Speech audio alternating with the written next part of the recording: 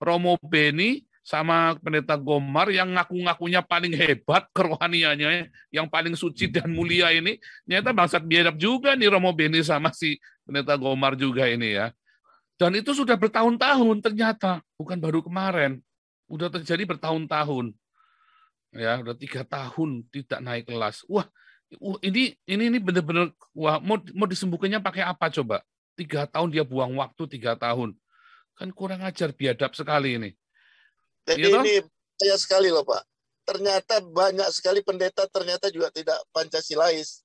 Iya. Hanya perbedaan sakramen ya, perbedaan ajaran. Ini kan berbahaya Pak.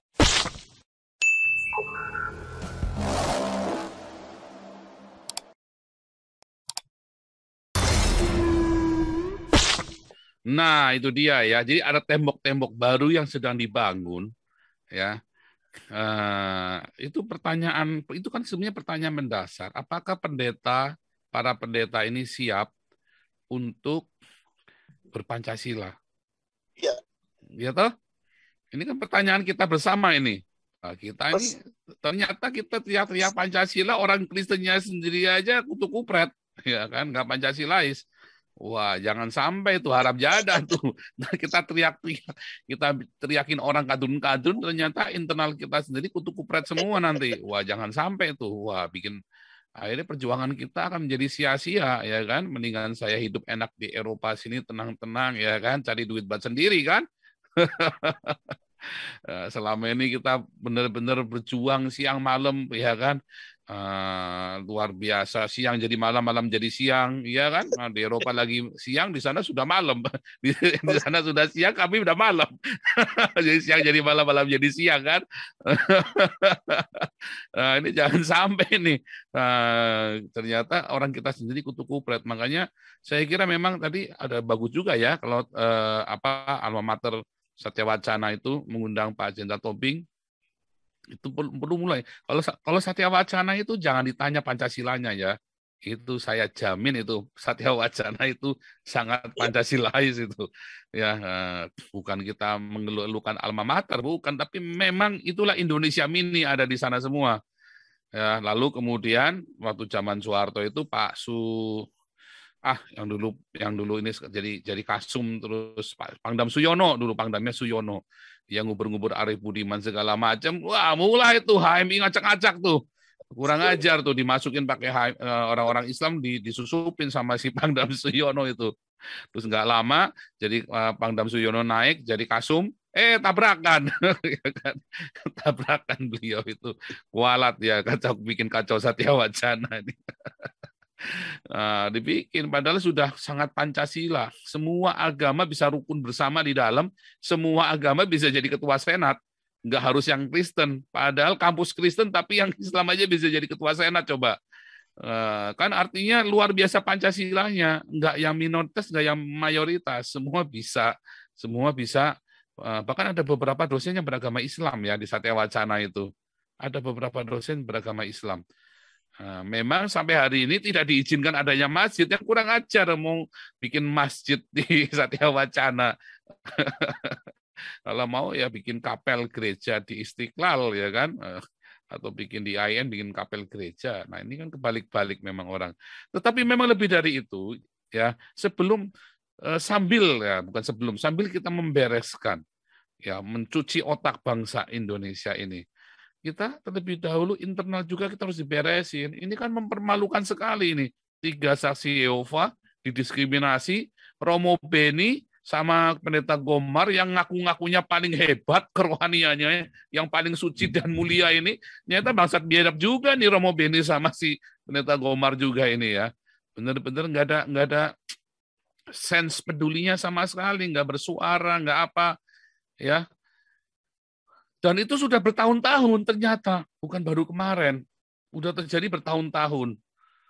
Ya, udah 3 tahun tidak naik kelas. Wah, ini benar-benar wah mau disembuhkannya pakai apa coba? 3 tahun dia buang waktu 3 tahun. Kan kurang ajar biadab sekali ini. Ya, bukannya ngurusin ini yang diurusin, malah saya diurusin, kan kumpluk ini, Romo kupluk, ya kan? Romo kupluk impoten, Gomarnya juga sama, ya kan? bukannya diurusin. Mungkin perlu ke sana juga Pak Putih. Kita harus ke sana Pak Putih. Itu Galarua harus ke sana benar-benar. Benar-benar walaupun KPI sudah turun, saya kok nggak yakin. Di situ ketua badan kerjasama gerejanya siapa? Wah, gugat itu, udah digugat, diam saja mereka. Guru agama Kristennya itu harus dipecat itu, gugat itu. Iya, Guru Pak. agama Kristennya itu. Jadi Iya toh? ini bahaya sekali loh Pak. Ternyata banyak sekali pendeta ternyata juga tidak Pancasilais. Iya, Hanya perbedaan sakramen ya, perbedaan ajaran. Ini kan berbahaya Pak. iya, Bahaya sekali Pak. iya, Sudah bilang sesama mereka sudah bilang kau bidat ya.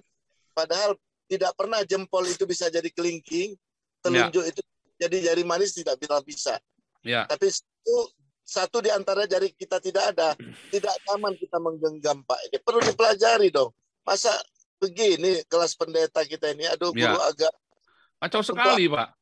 ya apa itu Pancasila gede-gede ditaruh di atas sekolahnya itu di ruang guru ya.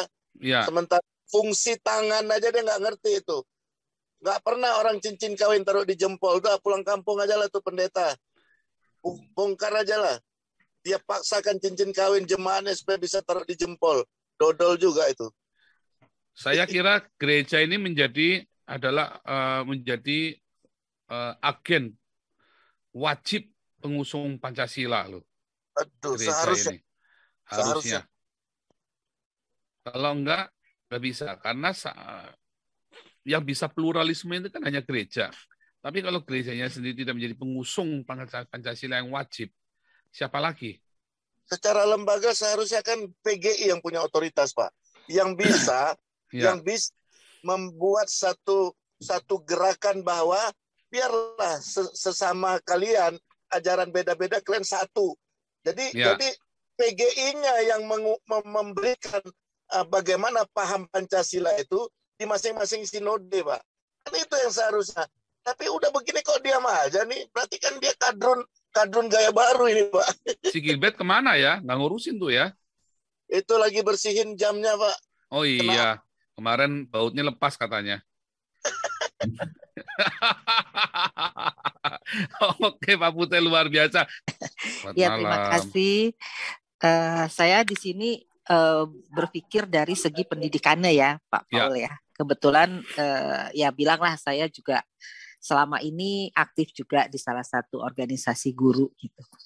Intinya selain tadi yang jelas masalah hukum harus kita bereskan karena ini bukan kasus baru sebetulnya. Sudah bertahun-tahun terjadi gitu. Dan saksi Yehova ini yang kedua saya dengar ini. Padahal saya yakin masih banyak lagi loh. Oh banyak Pak. Makanya saya berharap teman-teman saksi Yehova bisa merapat yang didiskriminasi. Teman-teman Syiah Ahmadiyah bisa merapat kemari ya. Lalu kita bikin ini tugasnya Galarua yang itu memberikan bantuan hukum. Iya. Selain bantuan hukum, saya sih Dampingan. Selain bantuan hukum dan pendampingan, saya lebih memikirkan nasib anak-anak ini, Pak. Ya. Jadi sebenarnya ada satu lembaga pendidikan yang siap menampung anak-anak ini dan tidak dan segala kerugian mereka tuh bisa dibantu gitu loh Pak. Artinya kan ada yang 3 tahun gak naik kelas dan segala macam itu kita bisa bisa atur sehingga mereka bisa lulus tepat waktu sesuai dengan usianya gitu. Untuk tingkatan setara SD, SMP, SMA gitu. Nah, setelah SMA mereka bisa kuliah ya, dan di kuliah itu setahu saya sih tidak ada diskriminasi untuk mereka yang ya bilanglah dengan kepercayaan saksi Jehovah gini gitu. Tapi yang saya harus concern juga adalah pendidikan anak-anak ini, Pak. Kasihan banget. Mungkin bisa ya, langsung bukan Najwa langsung ikut ke sana, nyatronin, tanyain langsung. Ya. Solusi itu ditawarkan mau nggak mereka? Nah, walaupun memang saya ngerti maksudnya bukan Najwa, bisa melalui homeschooling atau segala macam, tetapi artinya mereka mau apa enggak? Dan kalau mau itu perlu disambut karena homeschooling ini memang di Eropa kan nggak boleh homeschooling ya, karena membuat anak jadi tidak bergaul. Tapi kalau konsepnya beda Pak, maaf. Konsepnya kalau di Indonesia beda. Memang kalau melihat komunitas, konsep pendidikan di Indonesia yang tidak karu-karuan ini, memang nampaknya homeschooling menjadi alternatif yang baik ya. Kalau di Dan ini Indonesia bukan ini ya, karena anak-anak itu tetap bisa bermain. Kalau kapasitas anak-anak untuk berkomunitas, bersosialisasi dengan teman-temannya, saya kira nggak harus di sekolah. Saya sendiri lebih banyak teman-teman di kampung daripada teman-teman di sekolah. betul. Ya, Dan teman-teman ini di gereja saya komunitasnya lebih banyak daripada teman-teman saya di sekolah. betul. Pak Paul, maaf, ini komunitasnya beda konsepnya dengan homeschooling yang Ya, yang makanya mungkin beda. tahu Makanya saya gitu. bilang kalau di Ya, Indonesia mungkin homeschooling bisa dikenakan karena batas-batas sosial itu nggak seperti di Eropa, ya kan? ya, Kalau di Eropa ini kan kalau nggak di sekolah mereka nggak punya teman. iya. Dan just info aja Pak Paul, homeschooling yang saya sudah pernah bicarakan ke Pak Paul itu sudah meluluskan 3 anak saksi Jehovah. Wah, luar biasa tuh. Boleh tuh ya. Yes. Mungkin kalau ya. memang itu teman-teman saksi Yehova ini juga boleh menghubungi ke Galarua. Nanti Ya, biar betul. melalui ini bukan acuan bisa disalurkan tuh. Iya, karena itu solusi jadinya Pak. Ya, Jadi 3 anak tapi ini pun kita nggak tadinya berhenti di situ. Artinya itu kan hanya solusi untuk iya, kasus-kasus untuk kecil. sementara. Kan nggak Iya, mungkin semua betul. ditangani oleh homeschooling ini. Harusnya negara dan gereja yang nanganin. Harusnya gereja, Betul. ini tugasnya gereja. Tapi memang sejauh ini karena ya terus terang aja waktu itu saya akhirnya bicara dengan ketiga orang tuanya gitu ya. Mereka katakan ya ini yang terjadi gitu. Ya. Ya nyatanya selalu ya istilahnya Tuhan selalu buka jalan gitu ya, dan mereka bisa lulus SMA gitu, gak ada masalah. Iya. Ternyata. Bagus itu salah satu solusi untuk case tertentu ya. Tapi itu mudah-mudahan itu artinya kita ke sana nanti bukan cuma retorika saja, tapi datang langsung dicongorkan ke mukanya si Gomar sama si Romo Beni ini loh yang harusnya kamu lakukan gitu. Ya. Jadi kita kasih solusi case-nya, tapi kita juga kasih pendampingan. Terima kasih. Anda telah menyimak materi video ini sampai selesai. Kami berharap Anda bisa memberi masukan kepada yang lainnya melalui kolom komentar dari sudut pandang Anda yang berbeda. Komentar Anda akan memberikan edukasi atau bahan pertimbangan bagi generasi dalam memahami narasi atau sumber berita yang belum tentu sesuai dengan fakta. Tapi sebaiknya bagi Anda yang belum subscribe, silahkan subscribe terlebih dahulu supaya komentar Anda tidak terbaca spam. Dan bagikan link video ini ke media sosial lainnya supaya teman Anda bisa berbagi pengalaman bersama kita. Terima kasih. Dan enjoy saja bersama Sodron Channel.